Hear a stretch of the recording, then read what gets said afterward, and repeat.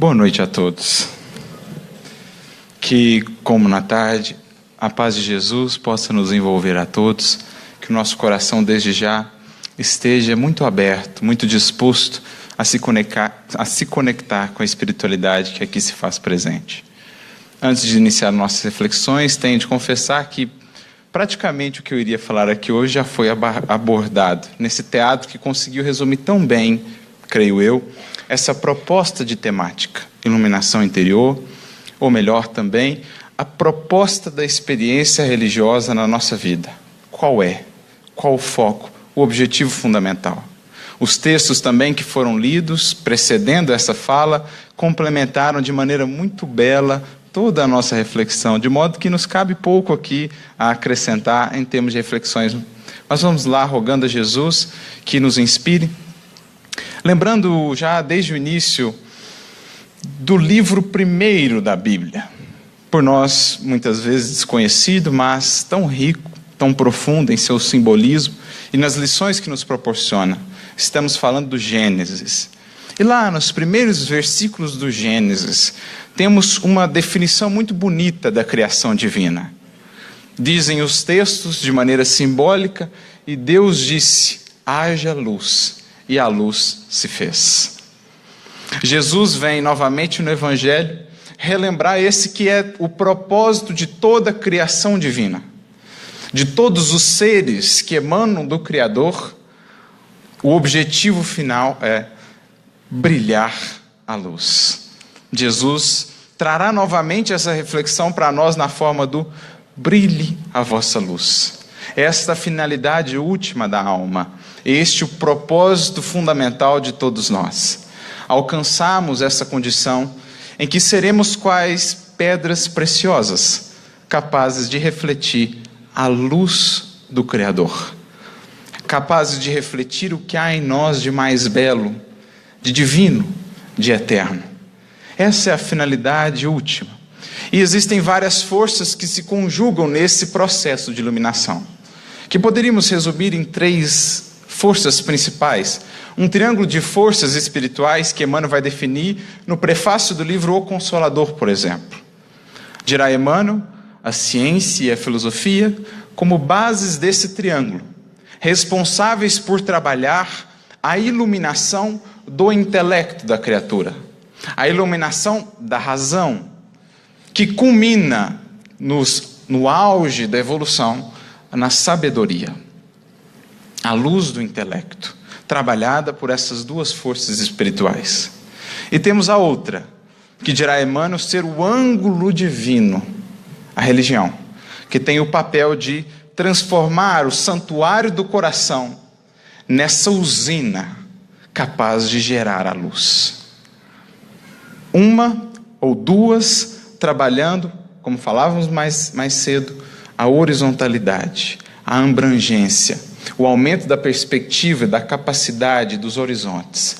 Outra trabalhando elevação, conexão com o Criador. Este é o fundamento principal da religião. Entendamos aqui religião. Porque é preciso também fazer essa diferenciação, como Emmanuel fará em outra obra fantástica, Emmanuel, quando ele diz, temos de diferenciar religião de religiões. Porque o objetivo maior das religiões é conduzir a essa religião, que poderíamos dizer ser a religião cósmica do amor.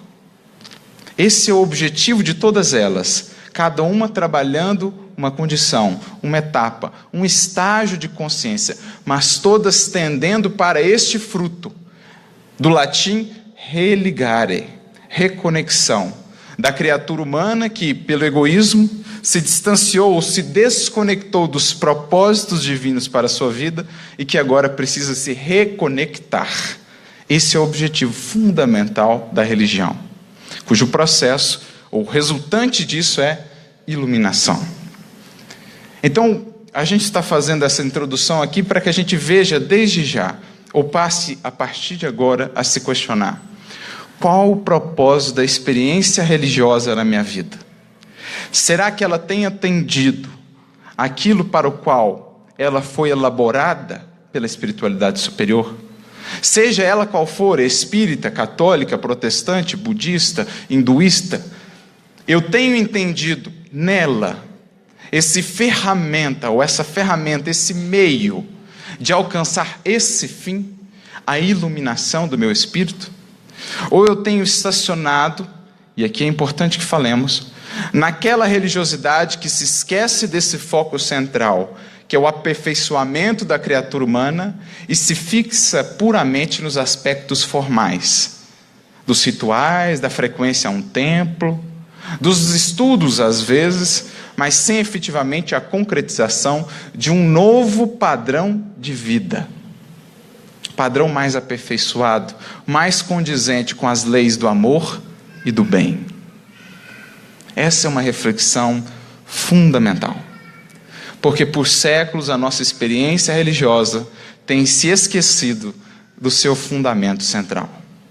E tem se tornado uma experiência religiosa muito afeita aos aspectos exteriores, aos rótulos, à frequência, aos números, aos rituais, aos formalismos, mas esquecida da geração ou do brilhe a vossa luz.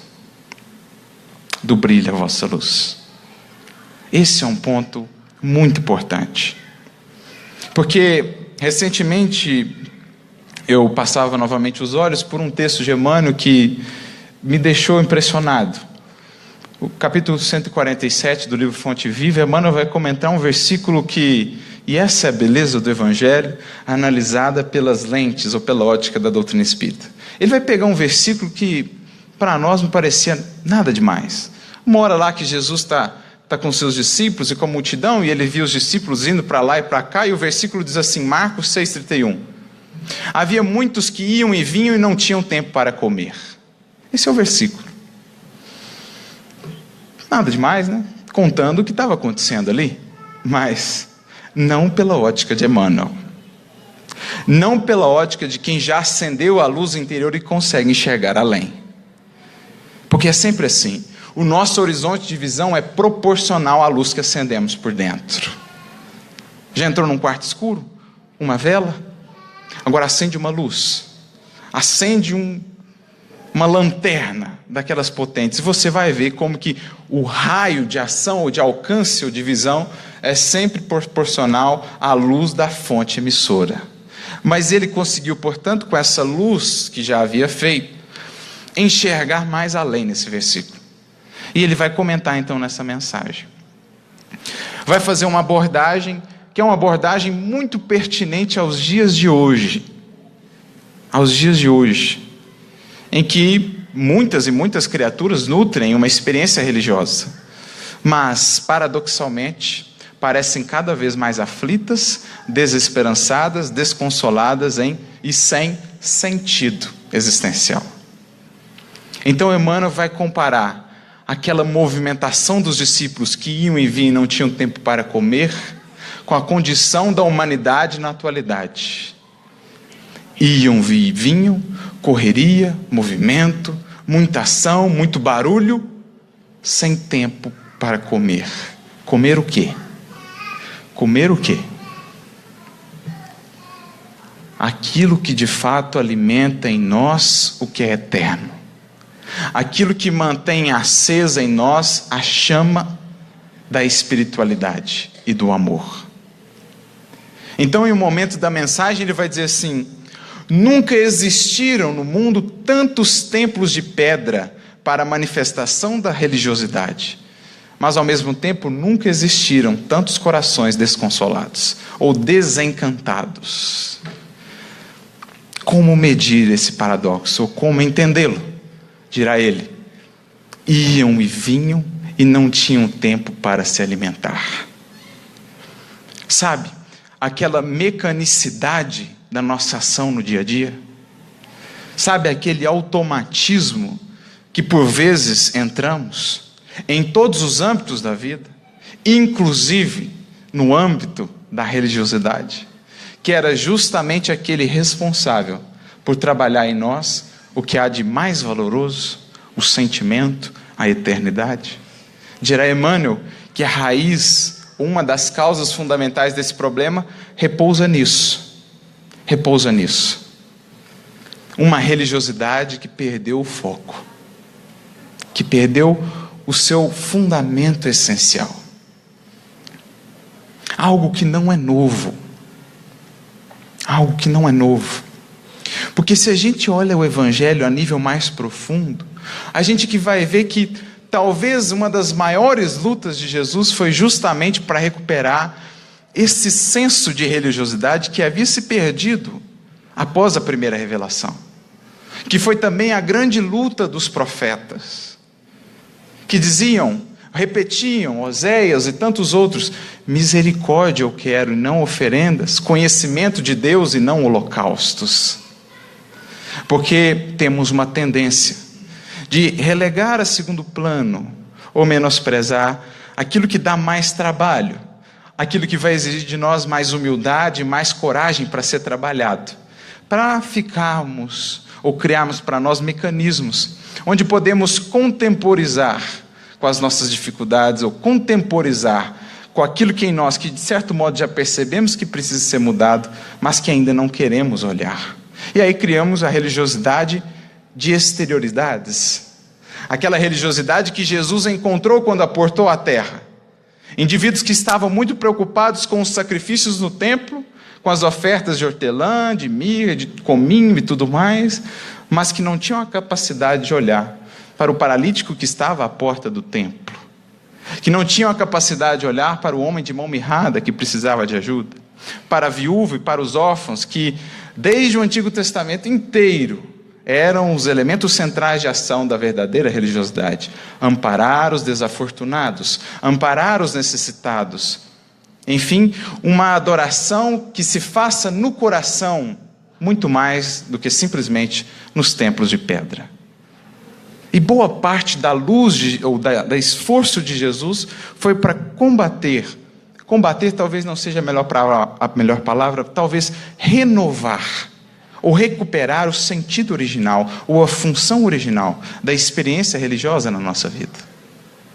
Então a gente vai ver Jesus, por exemplo, e ele fazia isso de propósito, é claro, buscava curar os indivíduos no sábado. Porque na concepção religiosa tradicional, daqueles que de fato tinham mais autoridade, fariseus, saduceus, o sábado era um dia consagrado a Deus, um dia em que não se poderia fazer o esforço, em que não se poderia mesmo, talvez, fazer o bem a pretexto de observar uma lei de Deus. E Jesus então vem questionar, será que esse é o entendimento? Então tem um momento muito interessante, quando Jesus vai a uma sinagoga no sábado. Isso está narrado em Marcos capítulo 3, se não me engano. A cura do homem com a mão atrofiada. Jesus vai à sinagoga no sábado, e ali está um homem de mão mirrada, acompanhando aquela experiência religiosa. Jesus ali está, e diz o texto que os fariseus olhavam para ele, para ver se ele não iria curar no sábado. Vejam só, olhavam para ele e não olhavam para o homem de mão mirrada que tinha necessidades.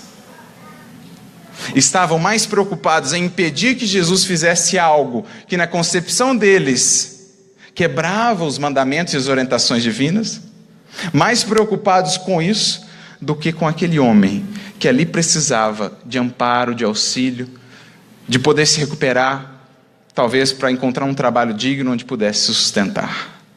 Percebem a fixação deles? Numa religiosidade exterior, não naquela religiosidade da misericórdia, do olhar. Então Jesus o que faz? Jesus se levanta, vai para o centro, e então ele tem um gesto altamente simbólico. Altamente simbólico. Ele pega para aquele homem de mão mirrada, olha para ele e diz: venha para o centro. Venha para o centro. Como a dizer a eles e a todos nós, o que é o centro da experiência religiosa? Amparar a criatura humana. Esse é o centro, o foco O foco da nossa experiência religiosa é desenvolver em nós amor, compaixão, misericórdia. Ou talvez melhor que isso, tirar de nós todas as barreiras que nós criamos para o exercício desse amor, dessa compaixão e dessa misericórdia, que Deus incessantemente quer fazer fluir por nós. Então Jesus coloca aquele homem no centro, como a dizer assim: vocês se esqueceram que no centro de toda experiência religiosa deve estar a figura do próximo, e que a legítima adoração se faz pelo auxílio que possamos dar e ofertar ao próximo, pela dádiva de amor e misericórdia que possamos oferecer a ele. E que o sábado, um aspecto periférico, um acréscimo à experiência religiosa, não pode ocupar a posição do centro. É a criatura humana que deve estar na posição do centro. Tudo aquilo na nossa experiência religiosa que nos impede ou que cria barreiras para servirmos, amarmos e ajudarmos aos outros, sejam eles quem forem, está ocupando um lugar de centralidade que não deveria ocupar. Pode ser sim acessório. Os formalismos, os rituais e etc. podem ser sim acessórios para ajudar, para amparar a consciência no nível que está de entendimento, mas nunca elementos centrais, porque no centro deve estar a criatura humana, deve estar o ser humano. Então Jesus pergunta a eles: é lícito fazer o bem no sábado? Olhando para todos eles, e nenhum deles responde. Então diz o texto, condoído com a dureza de coração deles, porque aqui está outro ponto importante. Luz não é intelecto esclarecido, luz é amor. Por milênios nós temos achado que luz ou iluminação interior é iluminar o intelecto, mas não há luz real, não há luz profusa, não há luz que abarque um horizonte vasto, se não há amor. Não há. O alcance da cultura e do intelecto é bem reduzido quando falta a usina geradora de luz do amor. Então ele pergunta: é lícito fazer o bem no sábado? Ninguém responde. Ninguém se propõe a ajudar aquele homem. Então, conduído do coração, ele cura aquele homem, trazendo um novo símbolo para eles e para nós. Religiosidade é estar a serviço do amor e do bem para servir. É superar todas as barreiras que criamos para ajudar. E então, mais adiante, dirá ele: o sábado foi feito para o homem, não o homem feito para o sábado. Esses elementos da nossa experiência religiosa, seja ela qual for, servem ou existem para nos servir, nos ajudar, nunca para nos impedir de amar e de servir. Nunca. Como de outra feita, quando Jesus vai comer na casa de um fariseu e não cumpre ali toda o cortejo de rituais de purificação que era necessário para se alimentar, perguntam a ele: mas vocês não cumprem os rituais de purificação, lavagem de mãos e etc, etc? E Jesus então vem trazer a reflexão da purificação do coração, de que adianta atender a todos esses mandamentos exteriores, orientações exteriores, se não há esse esforço íntimo da purificação do meu coração. E assim por várias outras feitas. A parábola do bom samaritano, quando aquele sacerdote e aquele levita, que teoricamente eram servidores do Criador, eram emissários, intermediários do Criador, deveriam estar a serviço do bem, quando veio um homem caído ao chão, como estavam no chamado estado de pureza ritual, em que não poderiam correr o risco de perdê-lo por tocar num cadáver ou talvez num gentio, não era possível identificar aquele homem. Ele não tinha roupas, Ele estava inconsciente, não poderia conversar com ele, não poderia saber quem era aquele homem. Se ele era da mesma orientação sexual que a minha, se ele era da mesma religião que a minha, se ele pensava como eu penso. Enfim, era impossível saber quem ele era, mas ele era humano. Mas, com o risco de perder o estado de pureza ritual e ter de fazer uma série de processos, rituais, oferendas para poder recuperá-lo, com o risco de manchar a sua reputação, com vários desses riscos que dizem respeito a uma religiosidade exterior, preferem passar de largo. O sacerdote e o levita, os religiosos, aqueles que eram os representantes de Deus. E, no entanto, aquele que era tido como herético, aquele que nem ninguém considerava como um servidor de Deus, o samaritano. Perceba, Jesus conta essa história, vou usar uma expressão aqui, em território inimigo. Vocês imaginam a coragem desse homem de colocar como herói da história, diante de judeus, um samaritano? O risco que ele corria. Só saiu imune por causa da sua autoridade moral, porque ele era corajoso.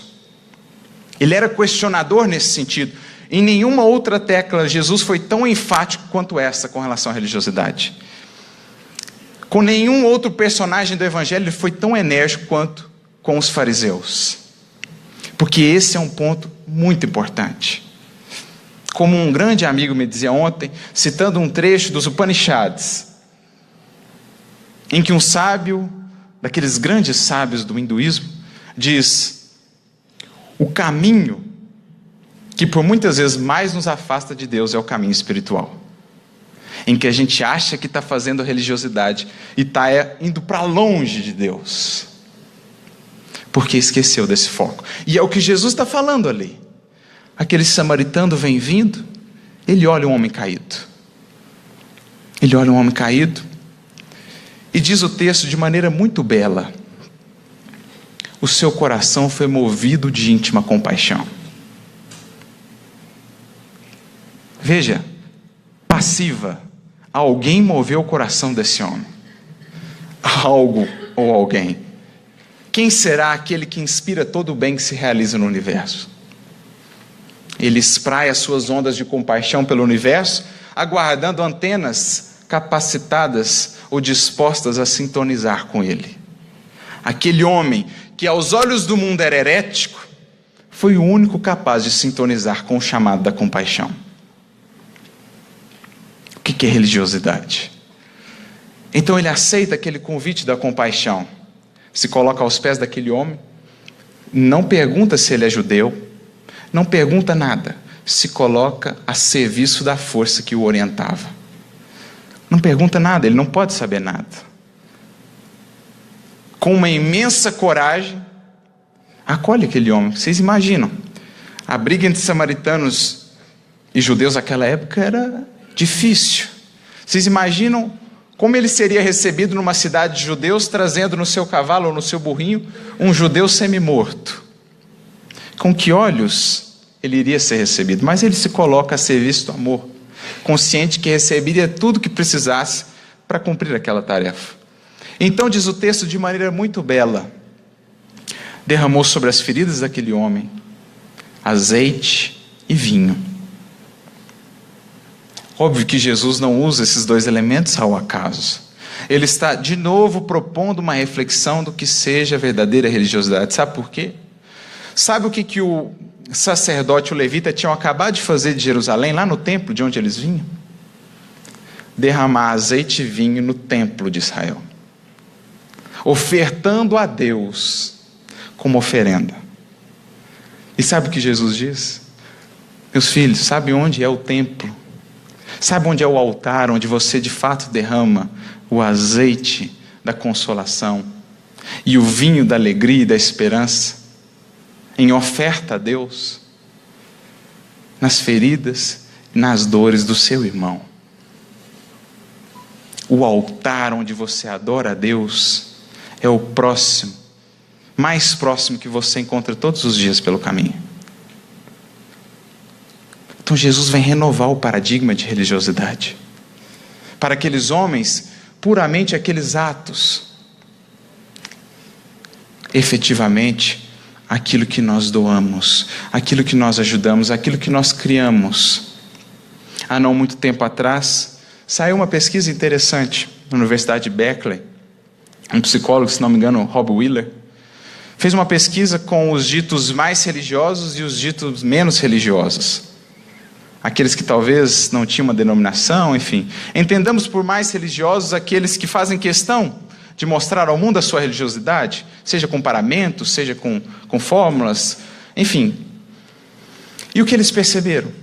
Que aqueles ditos menos religiosos eram, na maioria das vezes, ou muito mais guiados pela compaixão do que aqueles considerados mais religiosos. Porque a sua generosidade estava intimamente relacionada com a compaixão, a misericórdia que sentiam pelas dores daqueles que encontravam. Era isso que os movia. E não criavam barreiras de qualquer espécie para ajudar. Mas quando foram pesquisar os mais religiosos, perceberam que, em geral, o auxílio ou a generosidade estava atrelado a 3 fatores, que muitas vezes se tornavam impeditivos para que auxiliassem aqueles que necessitavam. Os 3 fatores, primeiro deles, doutrina. Doutrina. Se aquele outro pensa ou não pensa como eu penso. Se pensa como eu penso, eu acolho. Se pensa como eu penso, ou se tem uma visão de mundo igual à minha, eu acolho, eu converso, eu amparo. Estenda isso não só para o âmbito da religião, estendamos para partidos políticos, estendamos para várias outras coisas que nos dividem, ou que criam barreiras para a nossa relação fraterna e amorosa. Então, primeiro bloqueio, doutrina. Não era o que os fariseus faziam? Não se aproxime do samaritano, porque o samaritano é herético, ele não pensa como nós pensamos, ele não adora como nós adoramos, portanto, não o auxiliamos. Primeiro ponto. Segundo ponto, senso de comunidade. Se aquele outro pertence ou não ao meu grupo. Se aquele outro pertence ou não ao meu agrupamento, à minha religião, ao meu partido, etc, etc. Aqueles que estão para fora do meu grupo, não me deixo ou crio uma barreira para o exercício da generosidade. Terceiro ponto, segundo ponto, senso de comunidade. E por fim, o terceiro ponto, reputação. Se eu ajudar ele, o que vão pensar de mim? O que os da minha igreja, do meu grupo, vão pensar de mim? Não era o que os fariseus faziam com Jesus, quando ele se sentava à mesa com publicanos e pecadores? Essas 3 características, portanto, remontam àquela mesma problemática que já existia há 2000 anos atrás e que Jesus concentrou tanta energia em renovar. As 3 características do farisaísmo, ou da experiência religiosa muito focada ou vinculada ao aspecto exterior, que se esquece do fundamento central, a criatura humana no centro.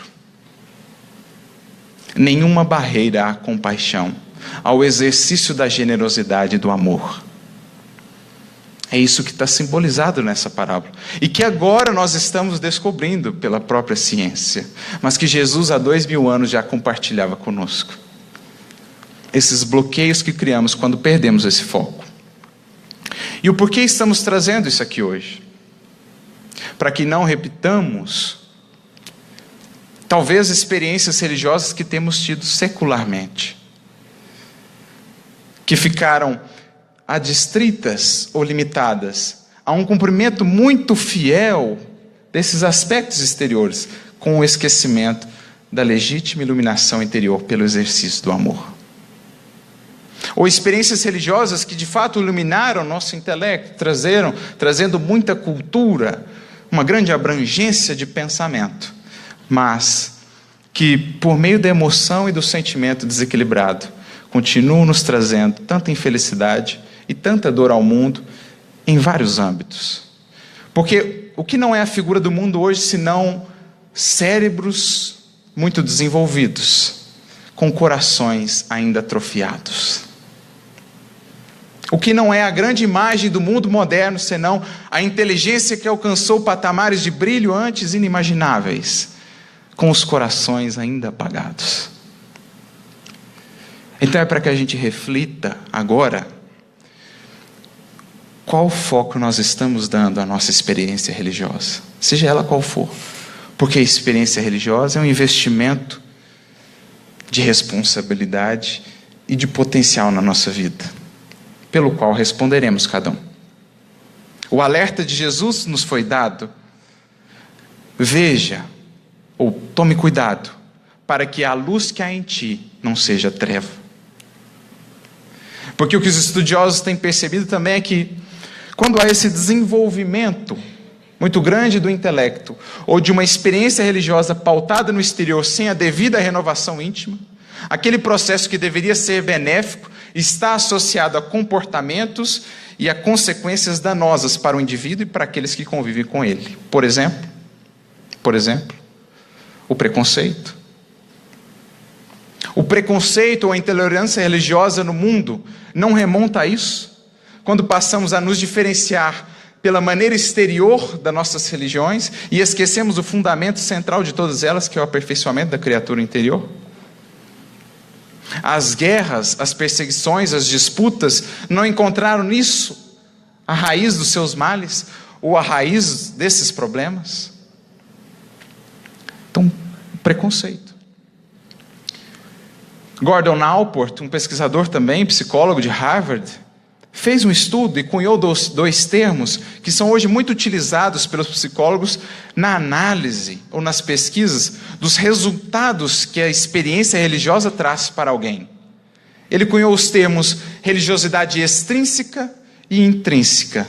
A extrínseca é a experiência religiosa dos fariseus, aquela experiência em que a exterioridade é o foco, não o indivíduo e a renovação. Percebeu ele, e as pesquisas hoje comprovam cada vez mais isso, que a religiosidade extrínseca piora o coping, como eles dizem em inglês, a capacidade do indivíduo de lidar com seus conflitos interiores, porque muitas vezes potencializa a culpa, potencializa uma série de elementos que são danosos para o indivíduo, como, por exemplo, o preconceito, a intolerância, o fanatismo, a hipocrisia e tantos outros.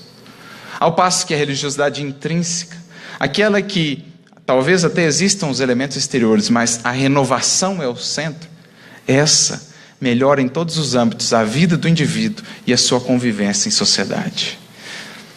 Diminuindo ou prevenindo os indicadores, ajudando a melhorar os indicadores relacionados à depressão, ao suicídio e todos esses outros que dizem respeito à interação entre as criaturas. Religiosidade intrínseca, renovação. Por isso Jesus diz: vê para que a luz que há em ti não seja treva.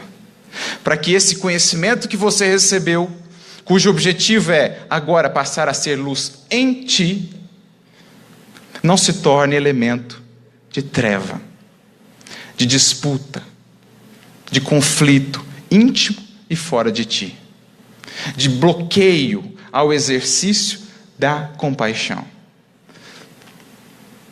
Porque esse é o grande drama da parábola do bom samaritano. O homem começa perguntando quem é meu próximo, e Jesus devolve uma pergunta dizendo quem se fez o próximo. A pergunta não é diante daquele que precisa, quem é ele? A pergunta sempre é o que eu posso ser para ele. A pergunta não é quais as barreiras que me impedem de auxiliá-lo. A questão é como eu posso auxiliá-lo. Esse é o fundamento da religiosidade. Isso é o que gera luz.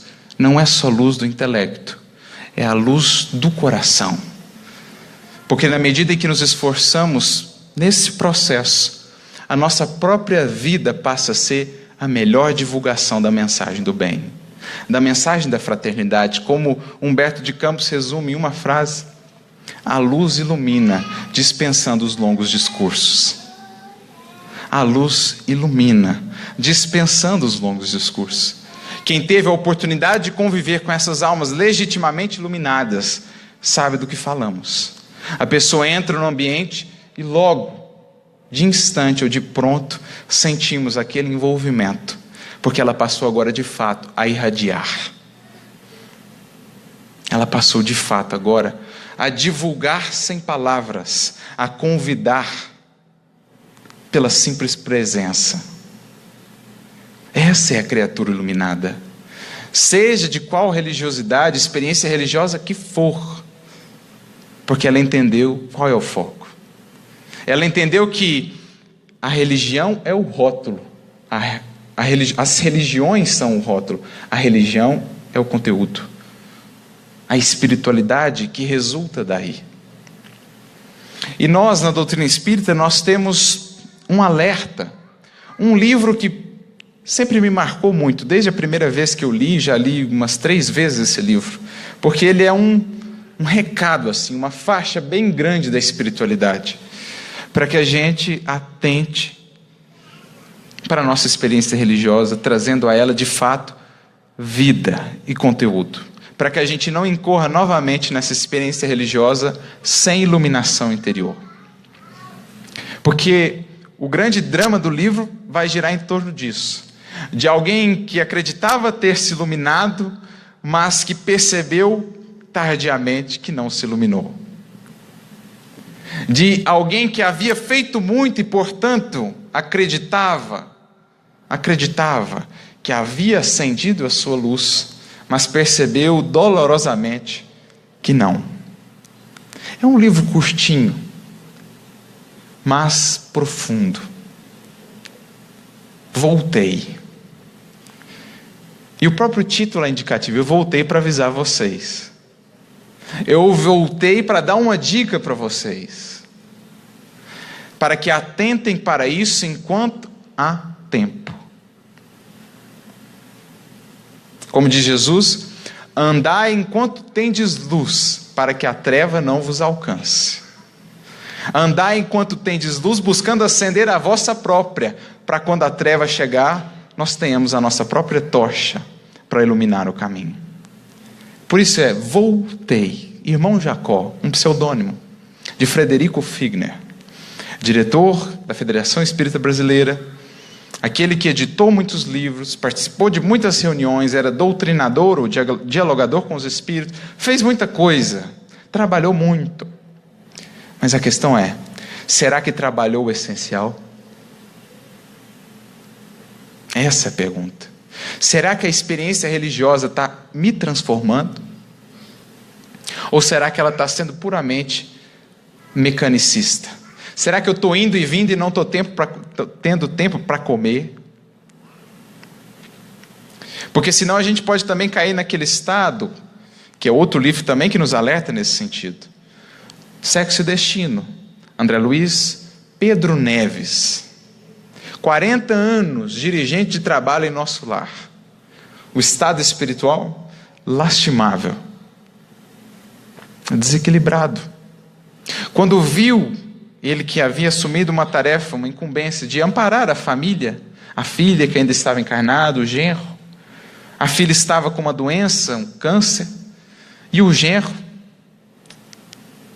aproveitava aquele momento de fragilidade e traía a sua filha que estava encarnada. E um dia, numa zona de meretrício, ele vê o genro traindo a sua filha e não suporta. Tem um colapso e começa a socar espiritualmente o genro. 40 anos, gente. Diretor de trabalho em nosso lar. Então, para a gente ver que tempo de trabalho não necessariamente significa iluminação. O conceito de bônus hora, que por nós é muito mal interpretado, não é isso. Não é isso. Porque o valor da hora de trabalho, quem define é Deus. Com que medida? O quanto aquela hora de fato te transformou. Então você pode trabalhar anos a fio, se não te transformou, não tem bônus hora. Porque a medida é o quanto o trabalho ou a experiência religiosa te transforma. E é isso que irmão Jacó foi aprender a duras penas. Quando ele volta para o mundo espiritual, e primeiro já tem dificuldade no processo da desencarnação. Uma dificuldade de deixar o corpo. Ele falou, mas espera aí, eu não sou espírita. Eu sei que tudo prossegue. E uma dificuldade. E quando ele sai, vê os amigos ao lado, Bezerra de Menezes, Emmanuel, muito certamente, Caibachuta, e de todos eles aquela luz se irradiando, e ele olha para ele, opaco, alguma coisa está errada. Mas a ficha só vai cair mesmo mais adiante, quando ele começa a ter experiências na colônia para onde foi levado, e um dia ele vai trabalhar nas esferas próximas à Terra e reencontra um antigo companheiro de trabalho, um espírito obsessor com quem ele havia conversado enquanto ele era dialogador encarnado. O espírito se volta para ele: olha quem está aqui, irmão Jacó. Você falou tanto do caminho da luz e da iluminação para os outros, cadê a sua luz, Jacó? Aquilo foi para ele como que um desmoronar de toda uma concepção que ele havia construído, mas também um despertar. Porque isso é bom, né? A desilusão é boa, a gente precisa renovar esse entendimento sobre desilusão. Porque a gente acha ruim se desiludir. A gente preferia ficar iludido. Mas a desilusão é a visita da verdade, nos convidando agora a deixar um processo de descida para começar o processo de ascendência. Então ele se desiludiu, mas também despertou para a importância do exercício da verdadeira religiosidade. Então ele começa a trabalhar, começa a fazer cursos, se esforçar, e um dia ele voltava sozinho de um trabalho na crosta, quando um grupo de ex-sacerdotes desencarnados o cerca e começa a atirar nele os mais duros impropérios, começa a acusá-lo de tudo, porque ainda estavam naquela concepção de religiosidade exterior, mesmo desencarnados. Então naquele momento ele se concentra em si mesmo e talvez como nunca antes se entrega a uma prece profunda a Deus, porque sentia-se agora como bom samaritano, movido de íntima compaixão por aqueles espíritos. Então ele faz a prece mais tocante da sua vida, e quando ele abre os olhos, percebe que tem uma luz no ambiente. Ele olha para o lado assim para ver se não era de ninguém, se não era de um poste. Quando ele olha, finalmente uma luz, pouquinho ainda, começava a irradiar do seu mundo íntimo. E nesse momento, um grande amigo seu, com quem ele havia convivido, um grande espírito, na descrição do livro, mais parecia um sol. O embaixador de Ismael nas terras do Cruzeiro, Bittencourt Sampaio. Seu amigo aparece ao seu lado e dá-lhe algumas orientações que nós aqui gostaríamos de compartilhar com todos vocês, para que a gente entenda melhor o que é esse processo de iluminação interior, irradiação interior. Bittencourt Sampaio se volta para ele e diz: Jacó, não te admires da claridade que te rodeia, porque ele duvidava que era dele. Ela pertence a ti mesmo. Nasce de tuas energias internas, orientadas agora, para a bondade suprema. Então, o primeiro ponto que ele está dizendo para todos nós: luz é orientar as nossas energias internas segundo a bondade suprema. Em outras palavras, colocarmos-nos a serviço do Criador, em cada circunstância que a vida nos descortine. O Cristo só é Cristo, porque, como Ele mesmo diz, a minha alegria e a minha comida é fazer a vontade do meu Pai. Por isso Ele é pura luz, porque todas as suas energias estão voltadas para servir e para atender os propósitos do bem e do amor de nosso Pai. Por isso Ele é Cristo. Então, quando Ele finalmente pôde olhar para o próximo e colocá-lo no centro da sua experiência religiosa, a compaixão, a misericórdia e o amor, agora sim ele orientava as suas energias internas no sentido da bondade suprema, e agora sim começava a se fazer a luz. A concentração de amor verdadeiro produz bendita claridade na alma. Concentração de amor verdadeiro produz claridade na alma. Então, luz espiritual é amor. É amor. Que te traz abrangência de visão, que te faz ver no futuro, que te faz ver o potencial onde outros só viram os problemas. Amor. O que acende a candeia da tua alma, amor. O que abre as janelas da sua alma para a luz do infinito, os seus olhos, o seu olhar, amor. A luz é substância divina gerada nas fontes superiores do Espírito eterno. Olha que interessante isso aqui. Substância divina gerada nas fontes superiores do Espírito eterno. Ele escreve aqui Espírito eterno com letras maiúsculas, como a dizer assim: a luz mesmo vem de Deus. Nós só somos capazes de refleti-la. Quem tem luz mesmo é Deus. Nós podemos remover de nós as barreiras que nos impedem de refleti-la. Por isso, quando aquele jovem chega para Jesus e diz assim: bom mestre, por que me chamas bom? Bom mesmo só tem um: Pai.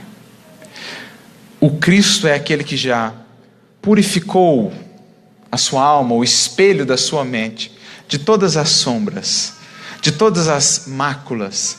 Agora é um espelho límpido, capaz de refletir plenamente a luz que vem do Espírito eterno, nosso Pai. É o que ele está dizendo aqui. Agora,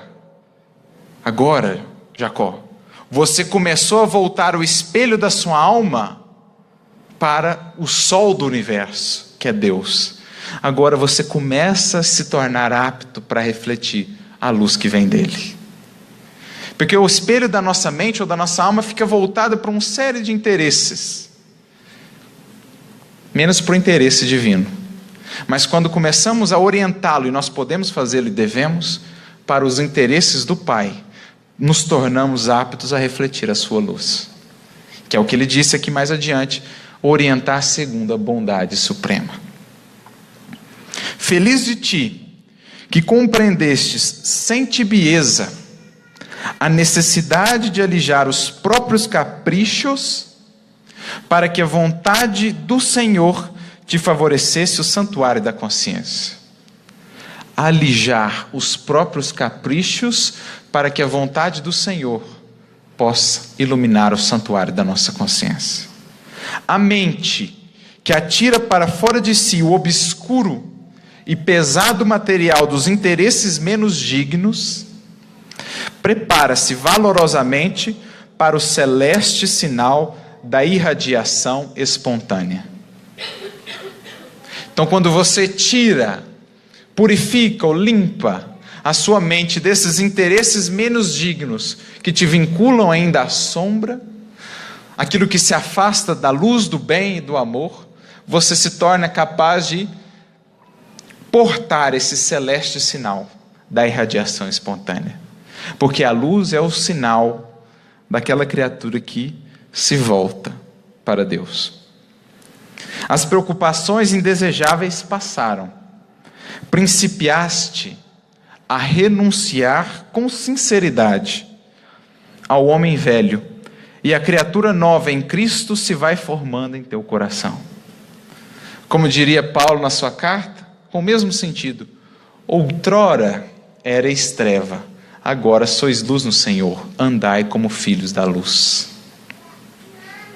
Outrora, antes do conhecimento dessa proposta, éramos treva, da ignorância, das paixões, do egoísmo, do orgulho. Agora sois luz no Senhor, andai como filhos da luz. Ande agora como quem sabe de onde veio e para onde vai. Ande agora como quem sabe a sua herança divina, ou como quem acolhe a sua herança divina. Outrora Éreis os Lázaros presos na caverna do orgulho, da ignorância, do egoísmo. Agora, o Cristo nos chamou: Lázaro, vem para fora, és filho da luz, ande como um filho da luz que és. Ande como um filho da luz. Não te esqueças de que o amor dá sempre, principalmente de si mesmo, de suas próprias forças e alegrias. Aliás, não é essa a condição de geração da luz? O fogo, para iluminar, não se consome a si mesmo. O combustível, a vela, para iluminar, não se consome a si mesmo. A luz elétrica, para iluminar, não se consome a si mesma. Nós, para iluminarmos, não damos de nós mesmos. Porque eis aí a chave da geração de luz no Espírito: renúncia, doação. Por isso, esse mesmo Paulo, que se tornou luz, que despertou de uma experiência religiosa extrínseca para uma experiência religiosa intrínseca, por isso ele diria: eu de muito bom grado tenho gasto e me deixado gastar por amor a vós, ainda que cada vez mais seja por vós menos compreendido e menos amado, mas de muito bom gasto eu me deixo consumir de amor por vós. Luz.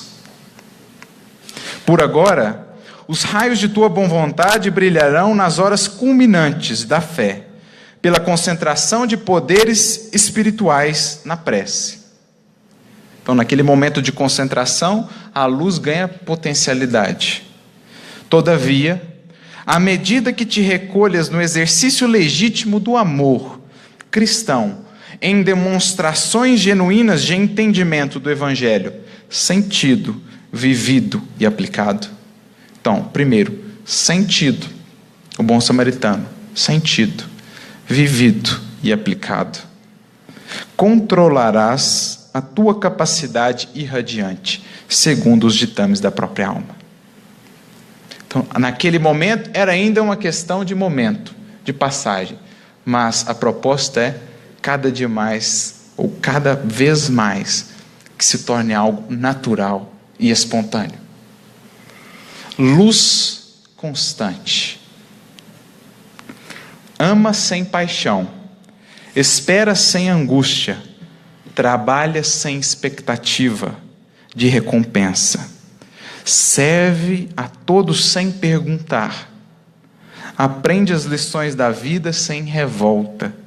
Humilha-te sem ruído, sem reclamação, ante os desígnios superiores. Renuncia aos teus próprios desejos sem lágrimas tempestuosas. E a vontade justa e compassiva do Pai iluminar-te-á constantemente o coração fraterno e o caminho redentor. A luz vem do alto. Ora, vigia e movimenta-te no esforço digno e sê feliz, meu amigo. A tua luz crescerá com a dilatação do teu devotamento ao bem infinito. Isso é iluminação interior.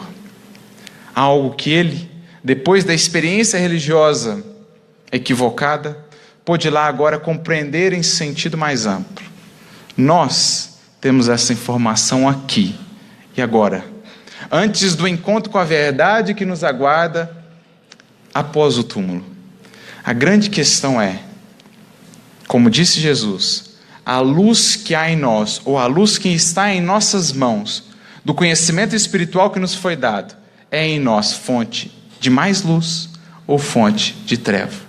Felizes aqueles que, pela luz que receberam, consigam potencializá-la e ampliá-la em si mesmos, tornando-se agora o espelho divino, onde cada criatura que travar contato conosco possa ler: aqui está alguém que de fato reflete a luz, a bondade, o amor, a glória do Criador e da vida. Que Jesus nos abençoe a todos nesse processo de iluminação interior. Muito obrigado e muita paz.